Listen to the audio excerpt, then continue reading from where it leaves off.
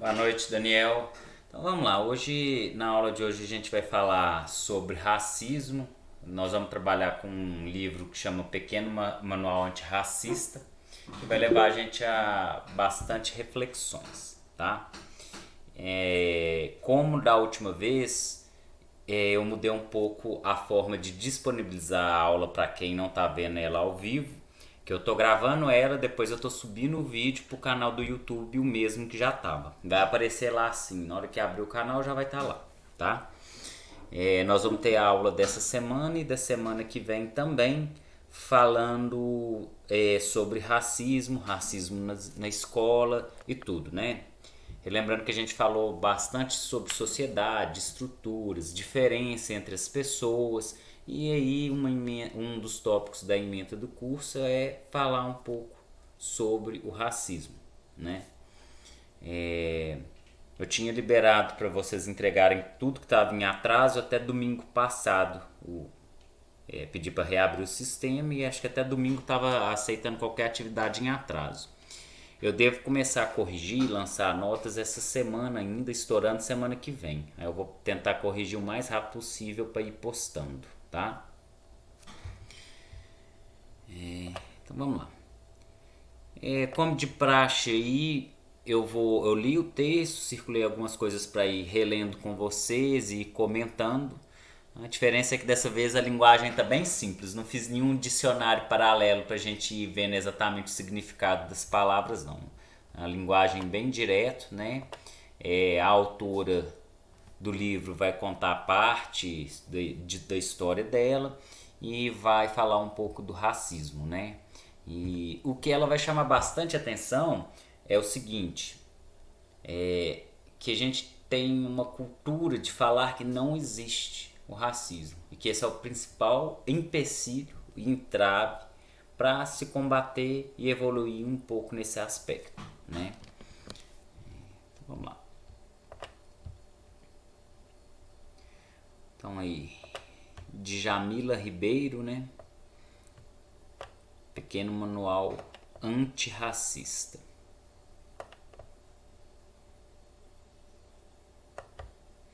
Nós vamos ter essa aula e semana que vem também, né? Então vai dar para falar um pouquinho bom disso daí.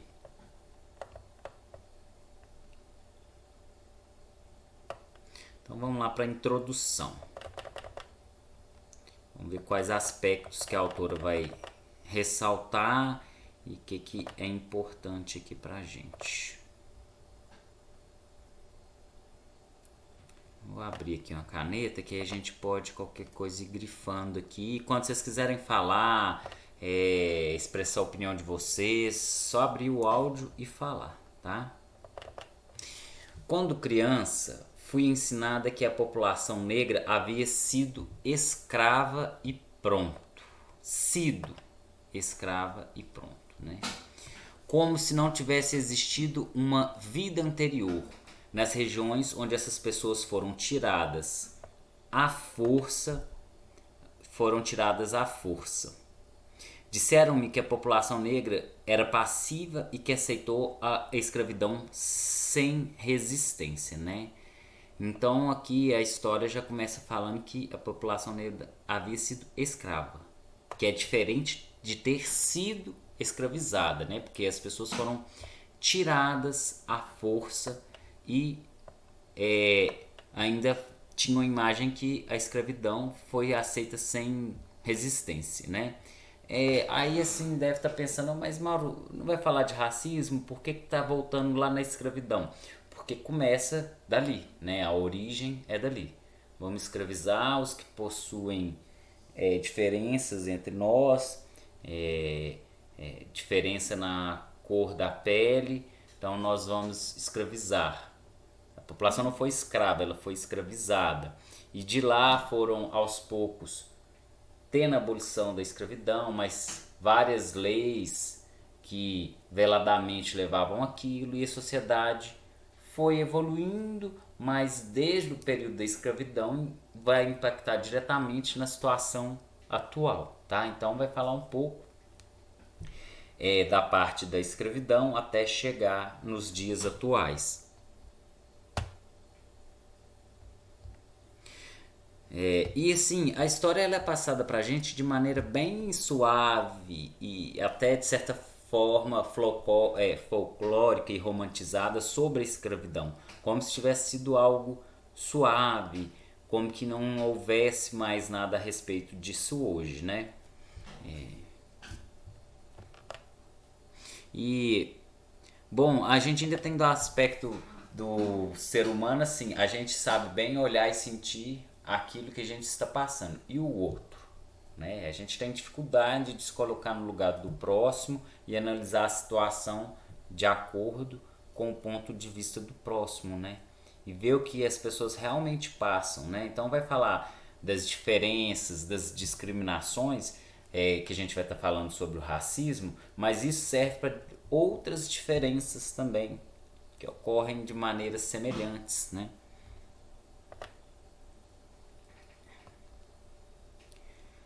A história contada do ponto de vista dos vencedores, né? A escravidão ela é contada do ponto de vista dos vencedores.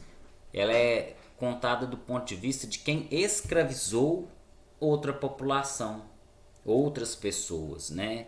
Então tem contada de um lado só das partes, né? Aí, porque que fala que não tinha, que não teve resistência, né? Que era de forma passiva, né? O que não me contaram é que o Quilombo dos Palmares, na Serra da Barriga, em Alagoas, perdurou por mais de um século, né? Não tinha resistência, mas por que teve então o Quilombo dos Palmares, né? Já que se a escravidão não foi tão agressiva, igual é passado pra gente, né?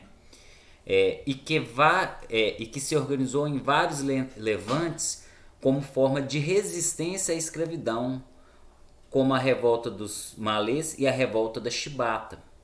A gente estuda isso na parte de história no ensino médio, né? Mas se tinha organização de resistência e revoltas, é porque a coisa não andava de um tom conciliador, mediano. A escravidão não foi aceita sem resistência.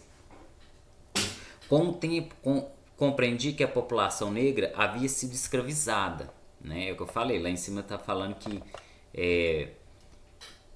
foi ensinada que a população negra havia sido escrava e pronto. Ser escravo ou ser escravizado é uma diferença enorme. Né? É isso que o texto está ressaltando. Então, com o tempo compreendi que a população negra havia sido escravizada e não era escrava. Palavras que denotam que essa seria uma condição natural, ocultando que esse grupo foi colocado ali pela ação de outro, né, contra sua própria vontade. Né? Ou seja, um povo se julgou melhor e subjugou o outro.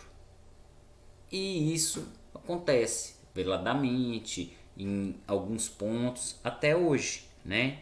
Vem tendo uma evolução em alguns direitos, mas há reflexo da escravidão no racismo até hoje, né?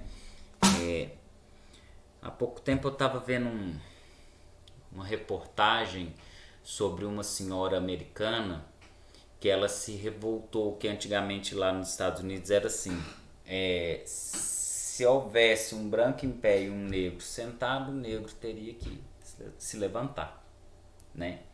E aí ela se recusou, ela foi presa, gerou uma série de protestos, boicote ao transporte público, das pessoas defenderem ali a causa e não utilizarem aquele transporte público, até voltar e mudar essa lei, né? Tem leis que são separadoras, né? Que distinguem.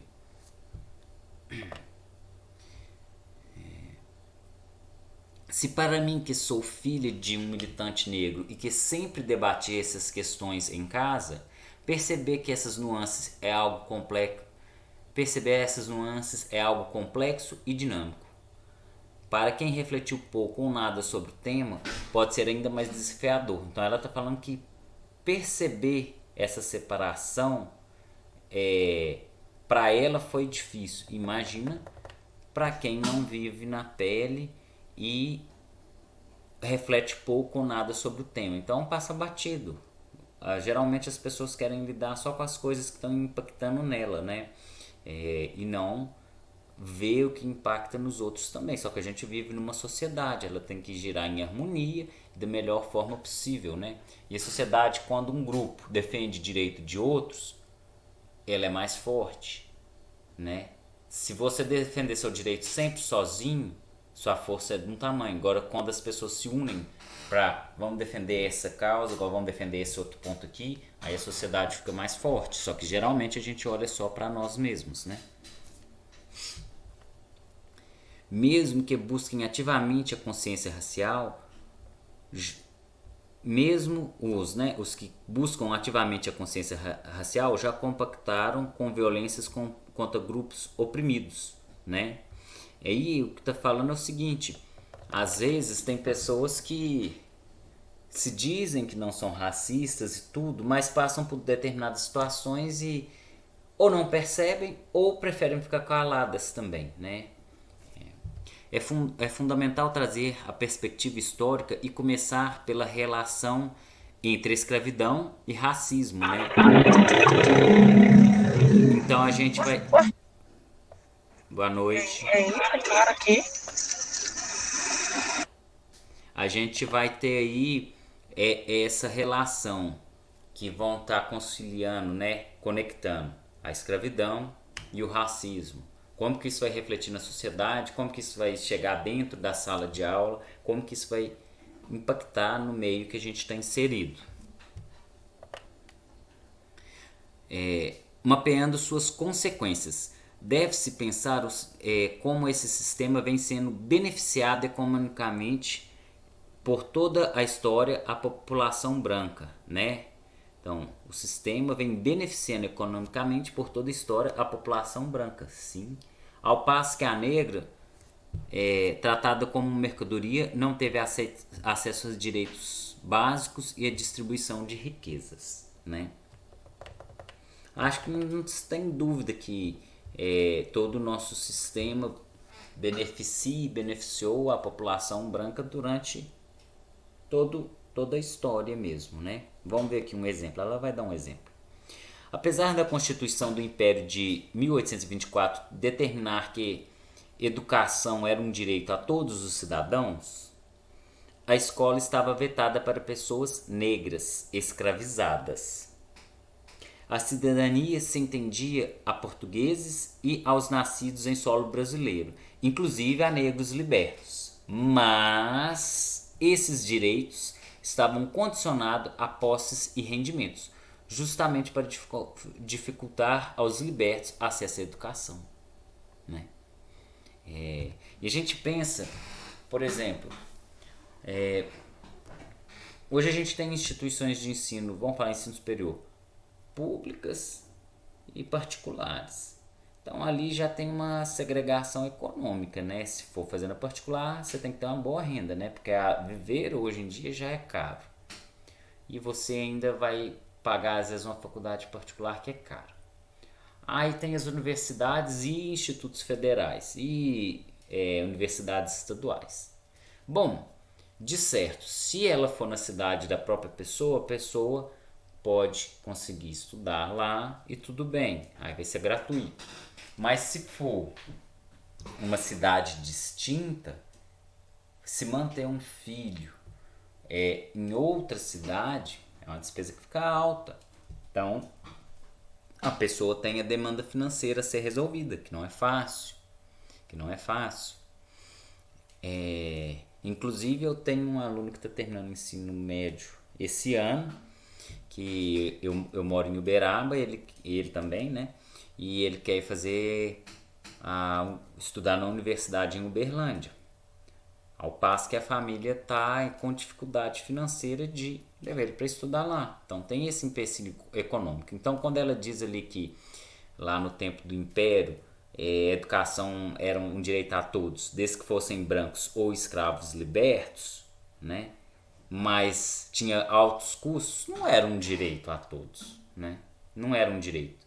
Como é que escravos libertos, trabalhando ali, custando ter o que comer, vai ter acesso a uma educação de alto custo, né? E isso vem sendo modificado, mas ainda existe, tá? Ainda tá aí, ainda estão aí os impactos disso.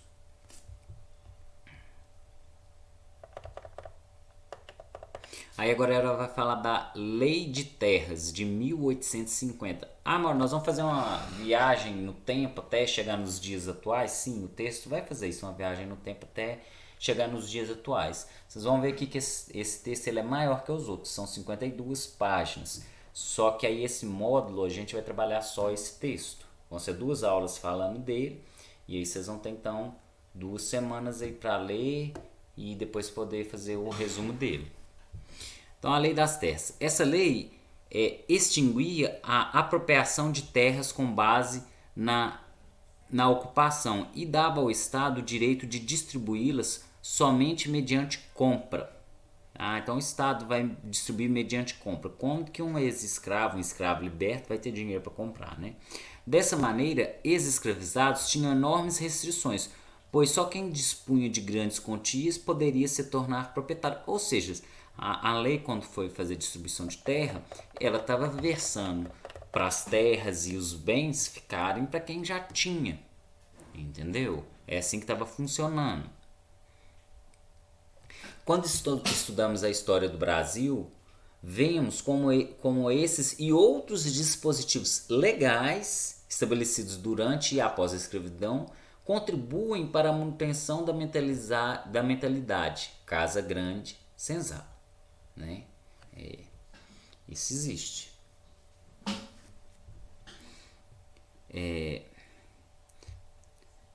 Então, aqui uma citação aqui da Neuza Santos.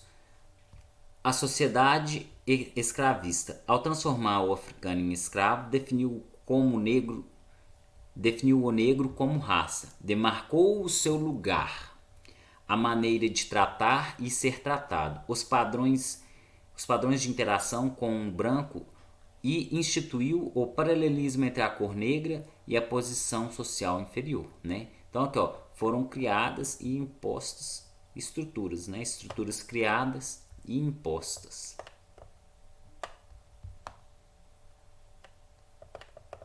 E essas estruturas ainda estão aí, ainda estão presentes, foram sendo modificadas, às vezes suavizadas, mas a gente sabe que elas estão presentes, embora boa parte da população finge que não exista mais racismo, que não tem mais nada, que está tudo tranquilo.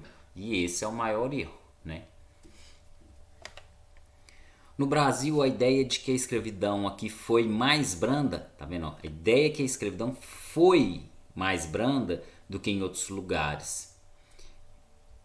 O que nos impede de entender como o sistema escravocrata ainda impacta a forma como a sociedade se organiza, né? Então aqui a gente tem uma visão que foi passada para a gente, visão dos vencedores, que a escravidão aqui foi mais suave, que é tranquilo, que não tem mais. Essa é a visão que é vendida para a gente, né? Mas não é a realidade. Vamos continuar lendo que a autora vai falar justamente isso que eu estou falando.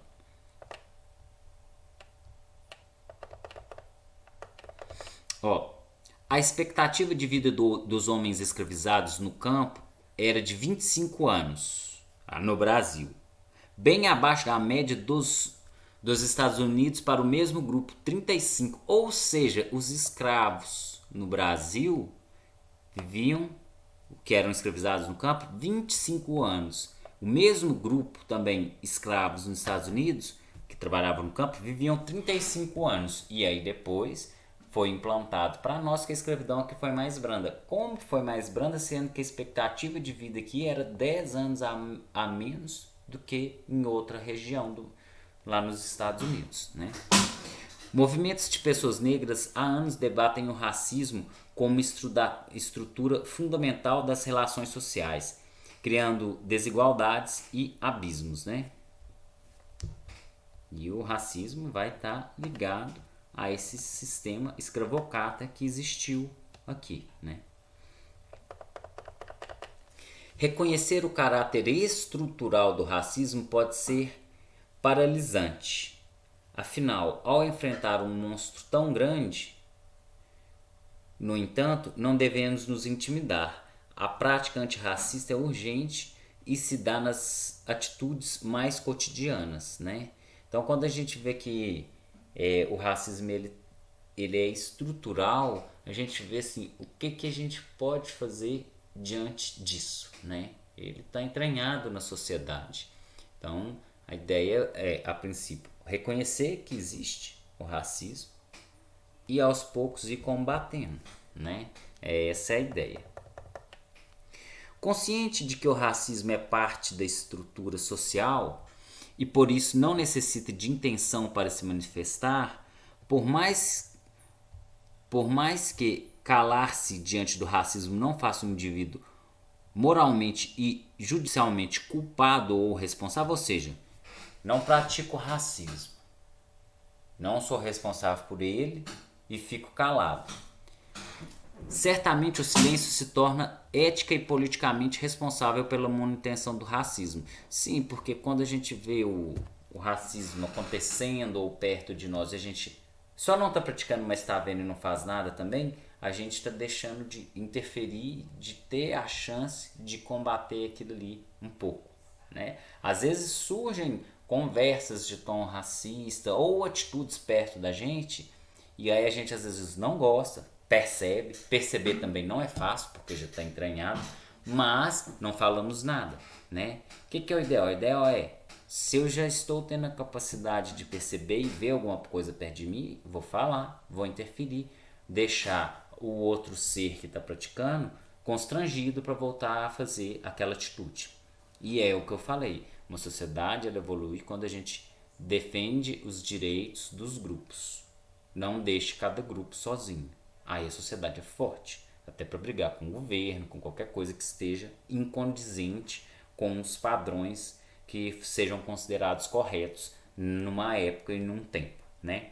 Porque os padrões mudam com o tempo, né? O que é certo, tido com bons olhos hoje, daqui 10, 20 anos, já vai ser visto de outra forma, né? A sociedade ela funciona em estruturas. A gente nasce numa estrutura pronta, que a gente não contribuiu nada para ela, vai se interar de como ela é, interage um pouco com essa estrutura e modifica ela um pouco.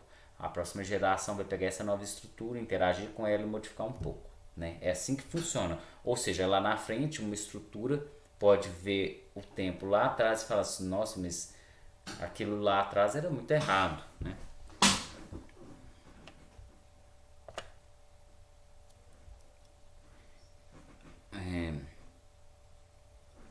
A mudança da sociedade não se faz apenas com denúncias ou com o repúdio moral do racismo.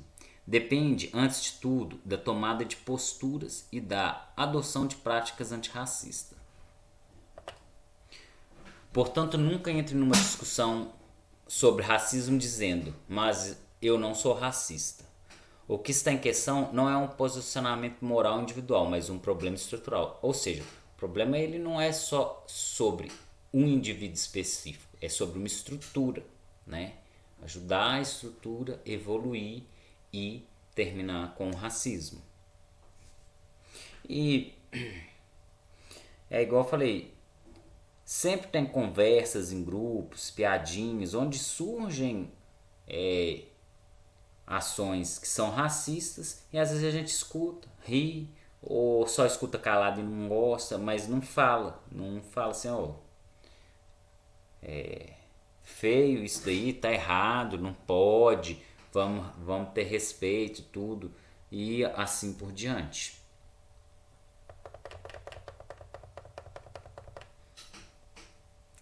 A inação contribui para perdurar a opressão, né? A falta de atitudes, né? Individualmente, se cada um começar a ter um pouco de atitude com relação a isso, vai mudar a estrutura. A inação apenas de ver e falar assim, não, eu não pratico nada, eu estou de boa, mas eu também não, quando eu vejo situação também eu não me posiciono. Então, é isso que contribui para perdurar a opressão.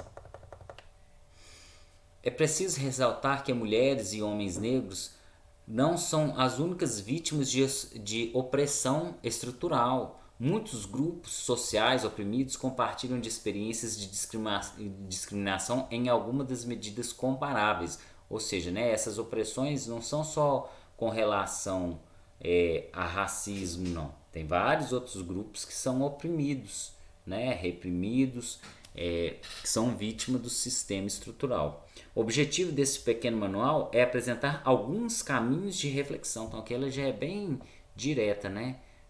Nós vamos ter aqui um material que vai apresentar caminhos para reflexão sobre o tema. Esse é o objetivo do material. Então ela já começa na introdução dizendo o que ela tem de objetivo com esse material, né? Ela já traçou ali aonde ela quer chegar.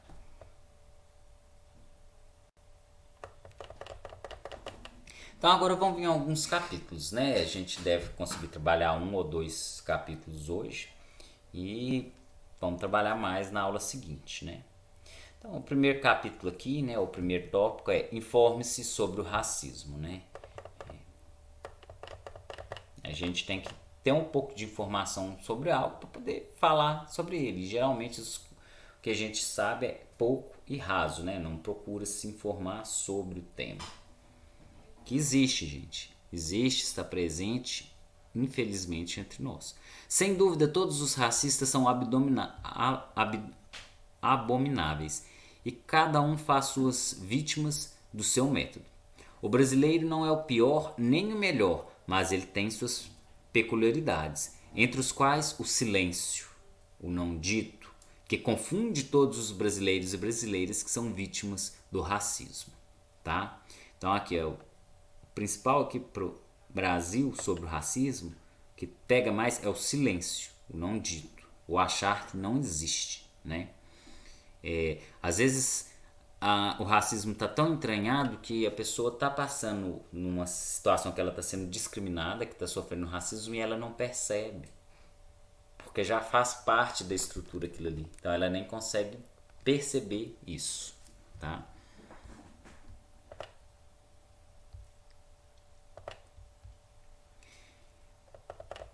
Para entender o racismo no Brasil, é preciso diferenciá-lo de outras experiências conhecidas, como o regime nazista, o apartheid sul-africano ou a situação da população negra nos Estados Unidos na primeira metade do século XX, nas quais o racismo era explícito e institucionalizados por leis e práticas oficiais. Então vai comparar o racismo com esses outros aí, para a gente poder diferenciar eles. É verdade que o Brasil é diferente, mas nada é mais. É verdade que o Brasil é diferente, mas nada é mais equivocado do que concluir que por isso não somos país racista. É preciso identificar os mitos que fundam as peculiaridades do sistema de opressão operando aqui, e certamente o da democracia racial é o mais conhecido e nocivo deles, né? Então a gente tem que conhecer e entender bem como funciona o mecanismo do racismo no Brasil para poder combater ele, né? Então ele vai falar dessa democracia racial aqui, ó. Ela, né? Concebido e propagado por sociólogos pertencente à elite econômica da metade do século XX, esse mito afirma que o Brasil houve a transcendência dos conflitos raciais pela harmonia entre os negros e brancos trazidas na miscigenação e na ausência de leis segregadoras, né? Ou seja, sociólogos brancos da elite acham que não tinham racismo nessa época, porque nas leis não eram separacionistas, né? Então, uma pessoa de um grupo julgar que não tem o racismo para o outro é fácil, pois não seria ela que estaria passando o racismo. Então, do ponto de vista dela, está tudo tranquilo. Mas, como eu disse, é muito fácil você julgar o que o outro está passando ou não, sendo que você não está passando. Aí foi aqui que ela disse, ó. Concebido e propagado por sociólogos pertencentes à elite, né? Ela chamou bem a atenção para essa parte. Eu fiz uma anotação aqui, ó. Falsa ideia de que não existe o racismo nos impede de evoluir e combater ele. Eu já falei, né? Essa falsa ideia que é vendida pra gente. Uma sociedade que evolui quando cada indivíduo luta não apenas pelos seus direitos, né? Eu também já tinha falado isso. Então é vendido pra gente uma ideia falsa que não tem o racismo. Então se a gente acha que não tem que brigar por isso, né? Essa é transmitido pra gente desde o século XX, né? Que tava lá. Foi o que falou ali. Ai, voltou tudo. Deixa eu achar aqui, peraí. Né, falou que concebido e propagada a teoria, né, por sociólogos pertencentes à elite econômica na metade do século XX, então mais ou menos por volta de 1950, esse mito afirma que no Brasil houve a transcendência dos conflitos raciais pela harmonia entre negros e brancos. Não tem até hoje, imagine em 1950, né?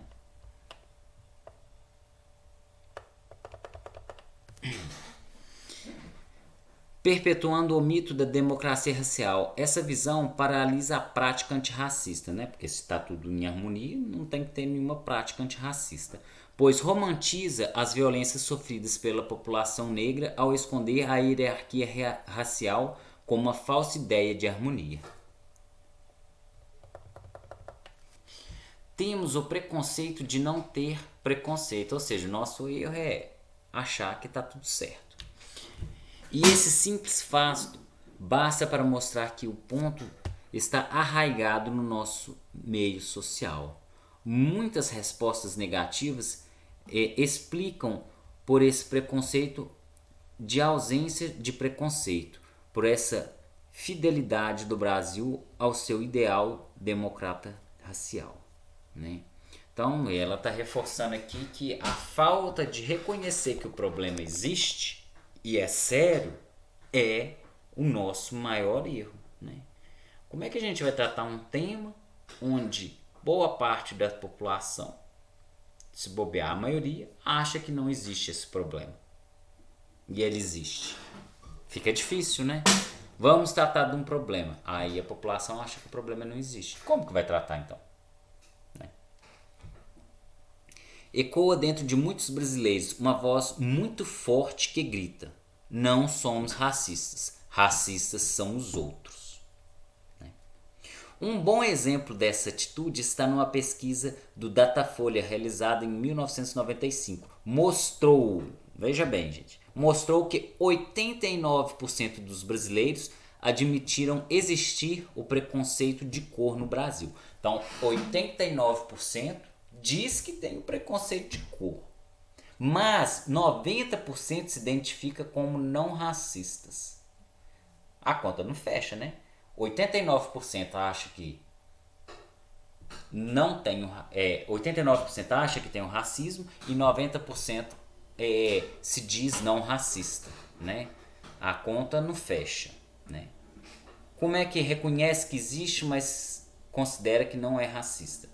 Às vezes as pessoas podem até ter certos defeitos ou características que elas mesmas nem sabem ou nem percebem. Às vezes o racismo está tão entranhado que ele acontece e as pessoas nem percebem que está acontecendo.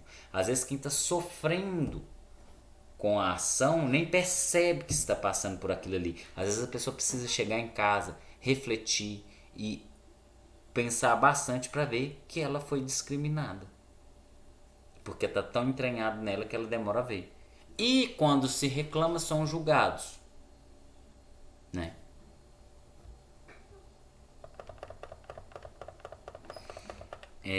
A gente tem um exemplo hoje da sociedade, não aqui no Brasil, né?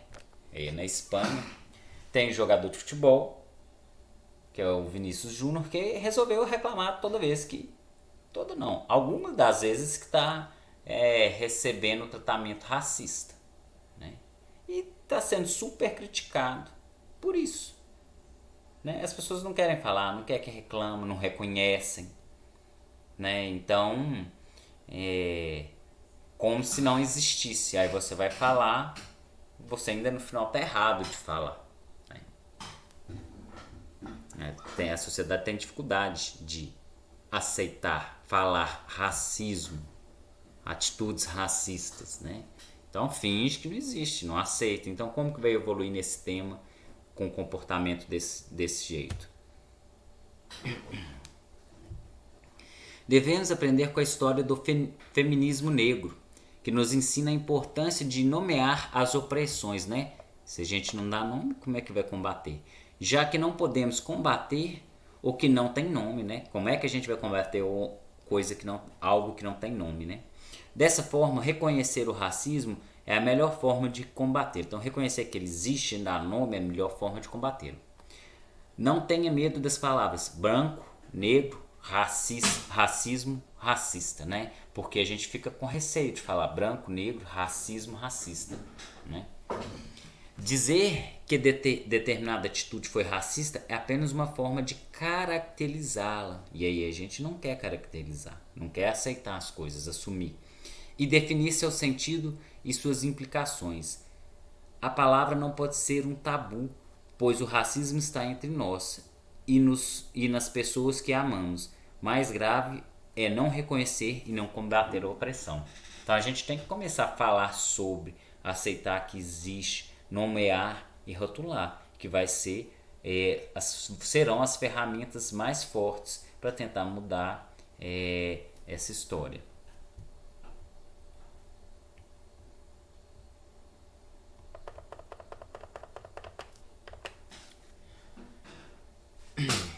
Vamos lá. Continuando aqui o texto, né? A gente está no capítulo 1, né? No tópico 1. O que de fato cada um de nós tem feito e pode fazer pela luta antirracista, né? Eu fiz uma setinha aqui de novo, né? Uma sociedade é forte quando ela luta pela luta e causas e direitos de grupos individuais, né? Então o que cada um pode fazer? O que cada um pode fazer é reconhecer que existe, falar, rotular, questionar quando alguém tiver alguma atitude e a gente conseguir perceber. E isso que a gente pode fazer. A sociedade ela funciona de acordo com estruturas. Se a pessoa não se sente mais à vontade porque ela é julgada, né? Ela é questionada sobre atitudes de racismo, ela não vai fazer mais, ela não vai estar mais à vontade para fazer aquilo e vai entender que está errado. E aí fala aqui, ó, duvidar do que parece ser natural. Ressalva de que sobre as mulheres negras incide a opressão de classe, de gênero, de raça, tornando o processo ainda mais complexo, né? Porque, veja bem, a mulher, por ser mulher, já sofre sua opressão. E ainda tem a questão do racismo, no caso da mulher negra. Então é mais forte ainda, são mais fortes ainda os problemas. Tópico 2 aí, enxergue a negritude. Né?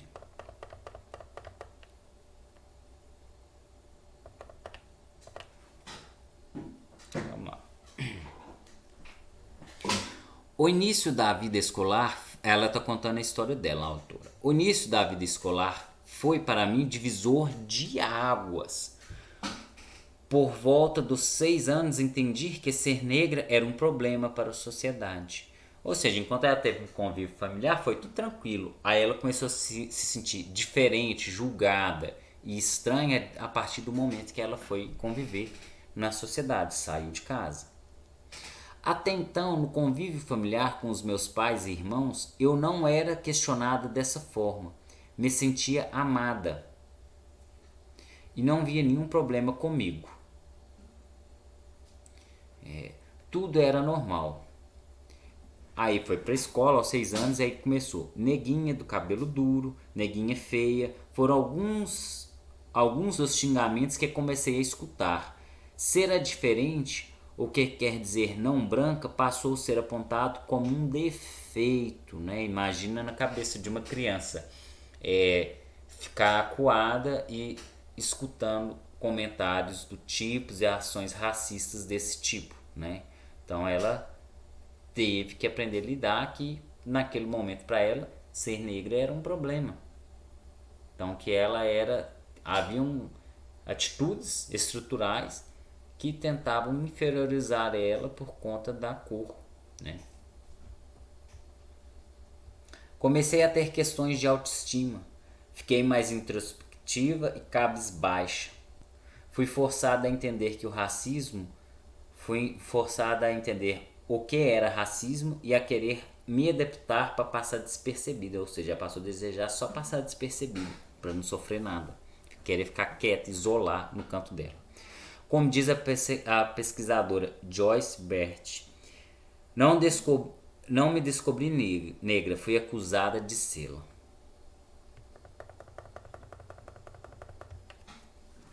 O mundo apresentado na escola era dos brancos, no qual as culturas europeias eram vistas como superiores, o, o, o ideal a ser seguido.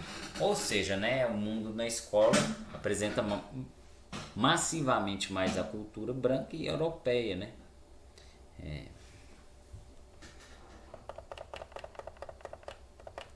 Essa divisão social existe há séculos. E é exatamente a falta de reflexão sobre o tema que constitui bases para a perpetuação do sistema de discriminação racial. Então, vai voltar aqui que quando a gente não debate, não fala sobre o tema, finge que não existe, deixa passar despercebido, né, acha que está tudo normal, é o maior erro fazer isso. Né? A gente tem que assumir, rotular e ver o porquê dessas divisões sociais, como podem ser minimizadas e o que está acontecendo. Né? Como muitas pessoas negras que circulam em espaços de poder, já fui confundida com copeira, faxineira e outras coisas aí que eu não quis continuar circulando. Ou seja, então só pela cor ela era julgada ter profissões propriamente ditas assim, profissões tidas como menos importantes, né? Só pela cor dela. Poderia estar em um ambiente importante, mas se pensa, era julgada ter profissões mais servis, né? Não que nenhuma profissão seja mais importante que a outra, né? A gente funciona numa sociedade, que é uma engrenagem, a gente precisa de todos. A gente precisa do professor, precisa do lixeiro, do carteiro, precisa do cara que vem fazer a leitura da energia. Uma sociedade precisa de todos os entes e papéis. Isso é o que a gente tem que entender. Precisamos de todos e todos são importantes e ninguém é mais nem menos por conta disso. É como deveria funcionar, né? A gente precisa de tudo para ligar e a sociedade rodar, né? Então, se a gente tira um profissional da área, como que vai funcionar? Como é que vai ser se não tiver um pedreiro, se não tiver um mecânico, ou que seja, né? Qualquer que seja a profissão. As pessoas não deveriam ser julgadas nem pela cor, nem pela profissão, nem pelo salário. Todos são importantes, todos são pessoas iguais. Pelo menos na nossa Constituição está lá, né? Mas por que a gente coloca uns como sendo mais importante que os outros, sendo que precisamos de todos, né?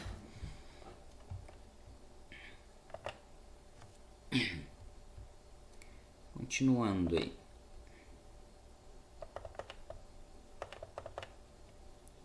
Simone de Beauvoir. Bom, Simone afirma que não há crime maior do que destituir um ser humano de sua própria humanidade, reduzindo a condição de objeto. Quando a gente transforma alguém em um objeto, segundo ela, é o maior crime que se pode cometer. Quando eu cursava filosofia, um colega se mostrou muito surpreso por eu ter tirado uma nota maior que a dele num trabalho e sugeriu que o professor gostava de mim, né? Então, assim, ela está contando algumas passagens da vida dela. Quando ela estava em um hotel de luxo, o povo achava que ela era copeira ou algo do tipo. Quando ela ia bem, o povo tentava inferiorizar ou tirar os créditos dela por isso. Uma das lideranças do movimento aponta para uma importância de que as pessoas negras quebrem com a visão de que somente pessoas brancas são bonitas.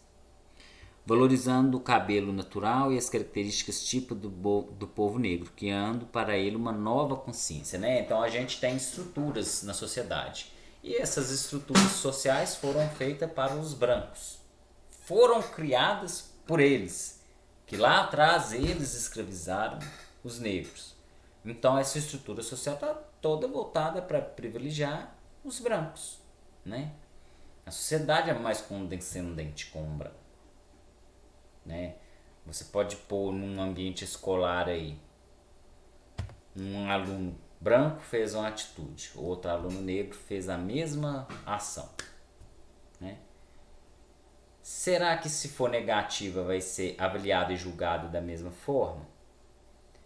Será que se for positiva vai ser valorizada da mesma forma, né? Fica a pergunta. Que as nossas estruturas foram feitas para privilegiar os brancos, porque elas foram criadas pelos brancos.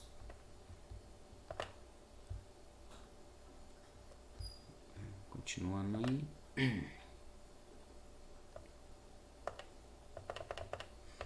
Há outros bons exemplos de iniciativas que ampliam a visibilidade negra nas artes. A série de cadernos negros, criada em 1978, foi responsável por publicar contos e poemas de escritores e escritoras negros, tornando-se um marco para a produção literária negra. O projeto Amazônia Negra, da fotógrafa Marcela Bonfim, busca reconhecer e valorizar as culturas negras em Rondônia. A maioria dos negros brasileiros precisava aprender a ser negro no percurso da sua vida. Projetos assim contribuem para esse aprendizado, né? Então, às vezes a pessoa está lá, igual o exemplo da autora, no seu grupo e no seu meio. E ali tá tranquilo, mas quando vai para a sociedade é impactada com uma mar de racismo, de atitudes, a pessoa fica coada, não sabe nem o que fazer, né? A ponto de, não vou querer ir para escola, não gosto de escola, é isso, tudo aquilo outro, né? Então vem esse impacto, vou sair para conviver no mundo, né? Que a autora passou o exemplo dela própria. É importante ter em mente que para pensar soluções para uma realidade devemos tirá-la da invisibilidade, né? Como é que eu quero resolver algo que eu nem vejo, que eu não aceito que existe, que eu finjo que está tudo bem? Portanto, frases como eu não vejo cor não ajudam. Claro que não ajuda, a cor existe. O problema é usar ela para ter tratamentos diferentes, né? O problema não é a cor, mas é seu uso como justificativa para segregar e oprimir. Vejam cores, somos diversos e não há nada de errado nisso. Se vivemos em relações raciais, é preciso falar sobre a negritude e também sobre a branquitude. Tem que falar sobre as cores, né? Tem que aceitar que o problema existe, tem que expor ele.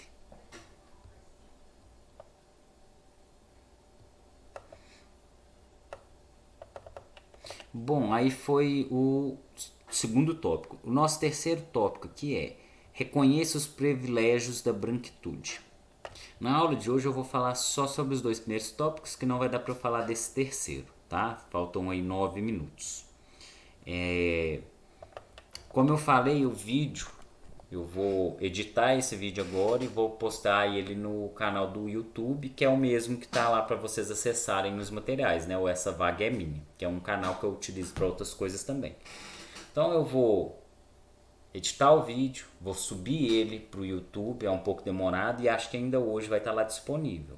E eu vou encerrar aqui 9 minutinhos antes da aula, né? 8 praticamente, para eu poder já ir fazer esse trabalho e não vale a pena eu começar a tratar do próximo tópico, né? Faltando tão pouco tempo, que é reconheça os privilégios da branquitude, tá bom? Pessoal, fiquem atentos às datas, vão entregando os trabalhos, eu devo começar a corrigir e postar as notas em breve, e lá pro dia 15 a 20 de dezembro vai estar tudo encerrado, tá? Mas é isso então. Uma boa noite para vocês, boa segunda, fiquem atentos aos prazos e boa semana para todos, ok? Boa noite, até a próxima atividade. Qualquer dúvida, vocês entrem em contato.